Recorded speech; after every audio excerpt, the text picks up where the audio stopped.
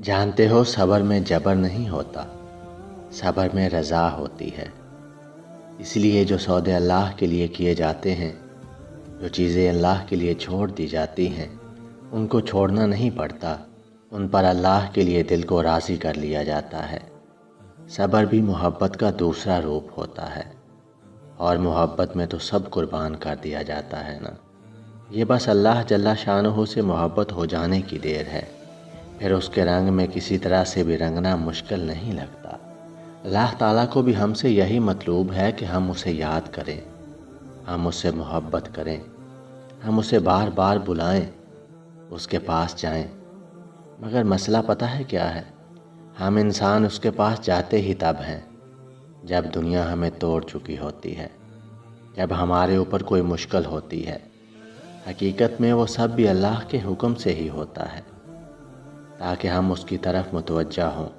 ورنہ تم دیکھو، خوشی میں ہم اللہ کو کتنا یاد کرتے ہیں، بلکہ ہم تو سب سے زیادہ ناراض ہی اسے اپنی خوشی کے موقع پہ کرتے ہیں۔ تو یقیناً آپ سمجھ رہے ہوں گے کہ یہ آزمائشیں ہم پہ کیوں آتی ہیں، کیونکہ اللہ ہمیں اپنے پاس بلانا چاہتا ہے۔ اکثر لوگوں کو بولتے سنا ہے کہ وہ انسان رانگ ٹائم پہ ہماری زندگی میں آیا ہے، یا یہ کام غلط وقت پر ہو گیا۔ لیکن ایک مسلمان ہونے کے ناطے کوئی غلط ٹائم نہیں ہوتا۔ ہماری زندگی میں جو بھی برا ہوتا ہے وہ اللہ تعالیٰ کی طرف سے ہی ہوتا ہے۔ یہ سب اللہ تعالیٰ کا فیصلہ ہوتا ہے کہ ہمارے ساتھ کب کیا ہونا ہے، اور اللہ تعالیٰ کے فیصلوں میں کوئی رانگ ٹائم نہیں ہوتا۔ برا ہونا ہی اسی لیے ہے کہ ہم برائی سے دور اور اچھائی کے قریب رہیں، سیکھیں اور دوبارہ وہ کام نہ کریں۔ اسی لیے آپ کے ساتھ جو بھی اچھا برا ہوتا ہے وہ اللہ تعالیٰ کا کام ہے۔ اللہ تعالیٰ کو معلوم ہے کہ کب ہمیں خوشی دینی ہے اور کب غم سے گزارنا ہے۔ اور جب ہم روتے ہیں تو اللہ پاک فرشتوں کو زمین پر بھیجتے ہیں اور کہتے ہیں کہ میرا فلاں بندہ فلاں جگہ پر بیٹھ کر رو رہا ہے، جا کر اسے چپ کرواؤ۔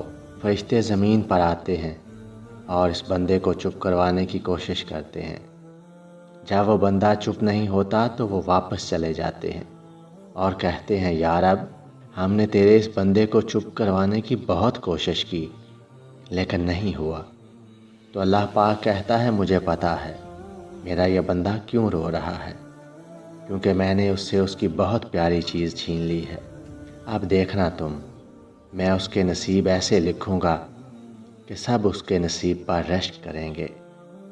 اللہ پاک اگر آپ سے کوئی چیز چھین لیتا ہے تو اس کے بدلے میں یقیناً اس سے بہتر آپ کو عطا کرتا ہے۔